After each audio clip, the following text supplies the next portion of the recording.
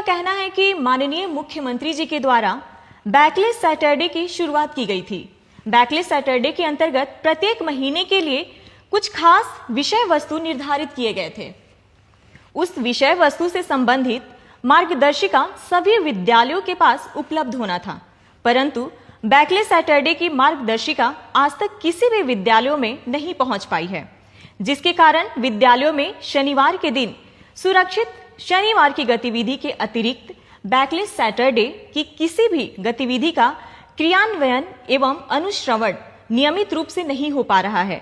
इसके बारे में आप कुछ कहना चाहेंगे सर? देखिए, बैकलेस सैटरडे 2000 इसका उद्घाटन हुआ था और उस वक्त गाइडलाइंस इशू हुई थी और वेबसाइट में, जो एससीईआरटी के वेबसाइट में इसकी कॉपी रखी गई थी।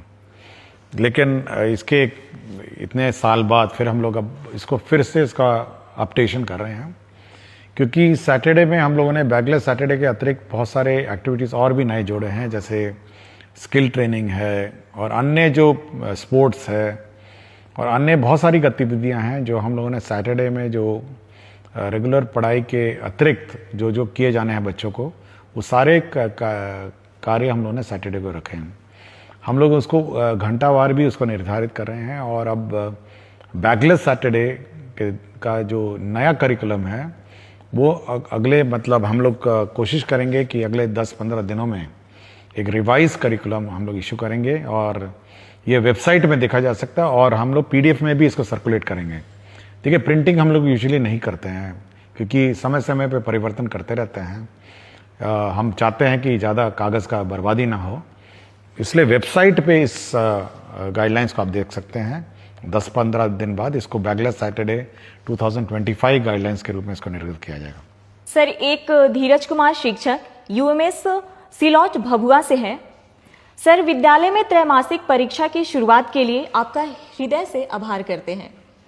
सर, इनका कहना है कि जिस तरह शिक्षकों के लिए टीचर ऑफ द मंथ की बेहतरीन शुरुआत आपकी पहल से हुई है, ठीक इसी तर्ज पर स्कूलों में बच्चों के मंथली टेस्ट के बाद आपके माध्यम से प्रत्येक माह 5 या 10 विद्यालय के प्रधानाध्यापक के साथ वीडियो कॉल या कॉन्फ्रेंस कर बच्चों को प्रोत्साहित किया जाए तो बच्चों को बहुत खुशी मिलेगी। प्रधानाध्यापक प्रशस्ति पत्र देते हुए स्कूल के नोटिस बोर्ड पर चयनित बच्चे का नाम प्रदर्शित करते हैं, इससे विद्यालयों का मनोबल बढ़ेगा। देखिए, हम लोग जो टीचर्स ऑफ द मंथ है वो हर महीने हम लोग इवैल्यूएशन करते हैं और हर महीने हम टीचर्स ऑफ द मंथ का हम लोग सर्टिफिकेट इशू करते हैं और हम लोग यह भी कोशिश कर रहे हैं कि टीचर ऑफ द मंथ के जो टीचर्स हैं उनके साथ वीडियो कॉलिंग करके, वीडियो कॉन्फ्रेंसिंग करके हम उनसे फीडबैक लेंगे।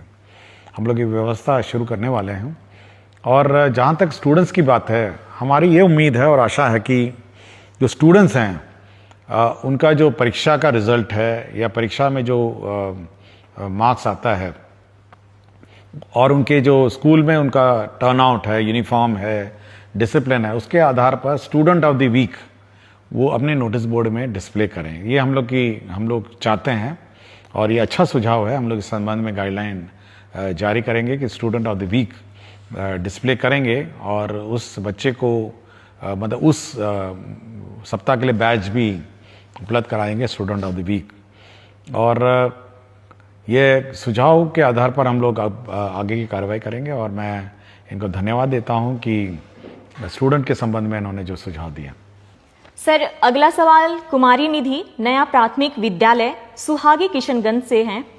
इनका कहना है कि मेरे विद्यालय में बाउंड्री नहीं है, जिस कारण आवारा पशुओं का डर बना रहता है। सर, विद्यालयों में बाउंड्री बनाने के लिए विभाग कुछ सोच रहा है क्या? देखिए, हमने 2 दिन पहले गाइडलाइंस हम लोगों ने इशू की है, जिसमें सभी हेडमास्टर से हम लोगों ने मांगा है कि आपको विद्यालय में क्या चाहिए। उसमें हम लोगों ने बाउंड्री की लंबाई कितनी टूटी हुई है, कितना ऊंचा करना है और कितना बाउंड्री बनाना है, यह भी मांगा है। और हम लोग मई महीने में इस पूरे राज्य में जितने भी स्कूल्स हैं उनके बाउंड्री का सैंक्शन कर देंगे, उसके एडिशनल क्लासरूम का सैंक्शन कर देंगे, टॉयलेट्स का कर देंगे और इसके लेबॉर्ट्रीज, लाइब्रेरी जो भी बिल्डिंग है वो सब कर देंगे। और साथ ही साथ हम लोग ने फर्नीचर का शॉर्टेज है उसको भी हम लोग पूरा कर देंगे।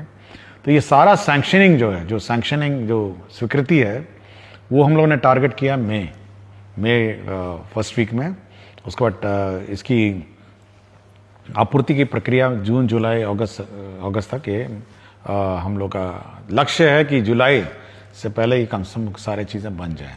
सर, एक आशीष कुमार गौतम जी हैं, विद्यालय अध्यापक, उच्च माध्यमिक विद्यालय माधोपुर मनेर, पटना से। सर, ये कहते हैं कि बिहार बोर्ड 10वीं और 12वीं का परिणाम देश भर में सबसे पहले जारी कर एक कीर्तिमान बनाता है, लेकिन 10वीं के रिजल्ट के 1 महीने बाद 11वीं में प्रवेश प्रक्रिया शुरू किया जाता है, जो लगभग जुलाई तक चलता है, जिस कारण बच्चे काफी समय विद्यालय से दूर रहते हैं। सर, जिस तरीके से शिक्षा विभाग कक्षा 1 के लिए नामांकन अभियान चलाती है, क्या उस तरीके की कोई ऐसी व्यवस्था हो सकती है जिससे मार्च में परिणाम प्रकाशित होने के तुरंत बाद 11वीं के प्रवेश प्रक्रिया शुरू कर अप्रैल द्वितीय सप्ताह से कक्षा आरंभ किया जा सके तथा पूरी प्रवेश प्रक्रिया अप्रैल अंत तक समाप्त किया जा सके?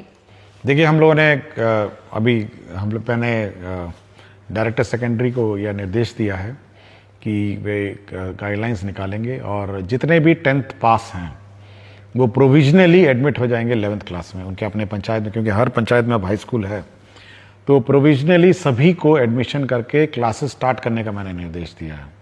हम लोग मंडे से मॉनिटरिंग करेंगे कि कितने बच्चों ने 11th ज्वाइन किया है और उनकी कक्षा मंडे ट्यूसडे हो सकता है 2-3 दिन लेट हो जाए, लेकिन अगले सप्ताह से सभी 11th क्लास के बच्चों का क्लास शुरू करना है। यदि किसी बच्चे को कोई और स्कूल स्थानांतरण करना है या टीसी लेके किसी अन्य स्कूल में दाखिला करना है तो उसकी प्रक्रिया अलग है, किंतु प्रोविजनली सभी लोग अब 11th क्लास जो है अपने ही पंचायत में इमीडिएटली अगला सप्ताह ज्वाइन करें और अपने क्लासेस शुरू करें। सर, रश्मि बाला बरनवाल विद्यालय अध्यापक, उच्च माध्यमिक विद्यालय सुपौली पचरुखी, सिवान से हैं। ये कहती हैं कि अंग्रेजी विषय को 9वीं और 10वीं में भी अनिवार्य किया जाए। इन स्तरों पर अंग्रेजी सीखने और अध्ययन करने के लिए छात्रों को आकर्षित करना कठिन है, जिसके कारण उच्चतर माध्यमिक स्तर पर अंग्रेजी में खराब प्रदर्शन होता है, क्योंकि उन्हें अंग्रेजी समझने में वास्तविक कठिनाई का सामना करना पड़ता है, जो पहले से ही दूसरी भाषा है और उन्होंने इस कक्षा 10 तक गंभीरता से नहीं सीखा है।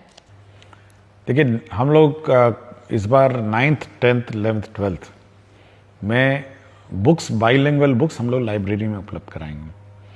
सारे बुक्स 2 भाषा में होंगी, एक हिंदी में और अंग्रेजी में, और एक ही किताब होगी, एक तरफ हिंदी रहेगी, एक तरफ अंग्रेजी रहेगी। हमारी कोशिश है कि जो बच्चे हैं वो जब हिंदी पढ़ रहे होंगे उसका अंग्रेजी रूपांतर भी साथ ही साथ पढ़ेंगे, और हम लोग अच्छी संख्या में उपलब्ध कराएंगे किताबें, और कोशिश करते हैं कि बच्चे 9th, 10th, 11th, 12th जो हैं वो दोनों भाषाओं में पढ़ें, और धीरे धीरे वो माइग्रेट करेंगे और अंग्रेजी के टेक्स्ट को समझने की कोशिश करेंगे, ताकि हायर एजुकेशन में जो भाषा में वो हायर एजुकेशन प्राप्त करना चाहते हैं उसमें उनको सहूलियत मिले। सर, अगला सवाल रंजीत कुमार, प्राथमिक विद्यालय कन्या लक्ष्मीपुर, रोसड़ा, समस्तीपुर से है। कहते हैं कि हमारे विद्यालय के एक ही कैंपस में 4 प्रारंभिक विद्यालय संचालित हो रहे हैं। सभी को मर्ज कर देते तो पठन पाठन में सहूलियत होती। चेतना सत्र एवं अन्य विद्यालय गतिविधियां साथ साथ संचालित होने से बच्चों को परेशानी होती है। इसके संबंध में कुछ कहना चाहेंगे? देखिए, हम लोग बहुत स्पष्ट डीओस को कह चुके हैं कि जो स्कूल्स आपके एक ही परिसर में हैं उसको आप मर्ज करिए और सभी पठन पाठन कार्यक्रम इंटीग्रेटेड चलाइए। ये हम लोग पहले भी बोल चुके हैं, और हमको जानकारी है कि ऐसे बहुत सारे कैंपस हैं जिसमें 2 स्कूल चल रहे हैं, 3 स्कूल चल रहे हैं, तो सभी लोग इंटीग्रेटेड रहें, एक ही कैंपस में रहें। अब ये संभवतः 3 हेडमास्टर होंगे, तो वो हेडमास्टर अपना अलग करना चाह रहे हैं, दूसरा हेडमास्टर अपना अलग करना चाह रहे हैं, तीसरा हेडमास्टर अलग करना चाह रहे हैं। तो हम लोग कोशिश करेंगे कि सभी को मर्ज करके एक ही यूनिट बने, एक ही तरह चेतना सत्र बने और एक ही तरह सभी कार्रवाई करें। हम लोग नहीं चाहते हैं कि एक ही कैंपस में 3 स्कूल अपने अलग अलग चलते रहें। सर, एक नीलमणि प्रताप शाही उच्च मध्य विद्यालय कोडरा हाथा, हथुआ, गोपालगंज से हैं। ये कहते हैं कि ई-लॉट्स शिक्षकों और अभिभावकों के लिए एक ई लाइब्रेरी है, जिसमें कक्षा 1 से 12 तक के सभी पाठ्य पुस्तक उपलब्ध हैं, परंतु वर्तमान समय में यह प्ले स्टोर में उपलब्ध नहीं है, क्या इसे दोबारा हम शिक्षकों के लिए उपलब्ध करवाया जा सकता है? देखिए, इसको हम लोग रिवाइज कर रहे हैं और नेक्स्ट वीक से ये ऑन हो जाएगा। मुझे जानकारी देने के लिए मैं इनको धन्यवाद देता हूँ। मैंने जस्ट रिव्यू किया था, जब प्रश्न आया था मैंने इसकी समीक्षा की थी और अब हम लोग पूर्ण रूप से इसको SCERT जो हमारा रिसोर्स सेंटर है उसको मैंने जवाब दे दी है और अगला सप्ताह से ये रिवाइज्ड कंटेंट पोस्ट करेंगे और अगला सप्ताह से ये आप लोग इस वेबसाइट को देख पाएंगे जहाँ पर कंटेंट आप प्राप्त कर सकेंगे। सर, अगला सवाल शम्स आलम मध्य विद्यालय बैजा बिघा कुटुंबा औरंगाबाद बिहार से है। कहते हैं SCS सिद्धार्थ सर को मेरा प्रेम भरा नमस्कार।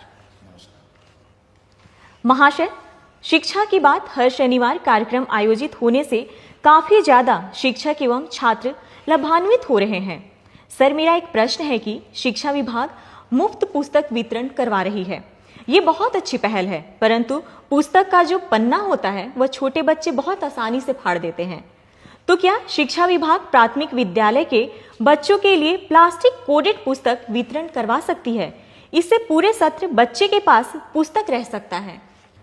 देखिए, प्लास्टिक से तो दूर ही रहें और प्लास्टिक कोटेड किताबें पर्यावरण के लिए ठीक नहीं हैं और यह भी सीख है, बच्चों को सिखाना ज़रूरी है कि किताब नहीं फाड़ें। यह भी एक सीख है जो बच्चों को दी जानी चाहिए।